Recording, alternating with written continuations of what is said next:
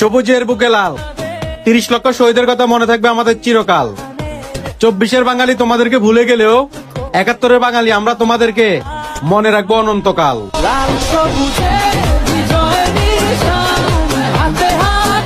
আমার সোনার বাংলা, আমি তোমায় ভালোবাসি।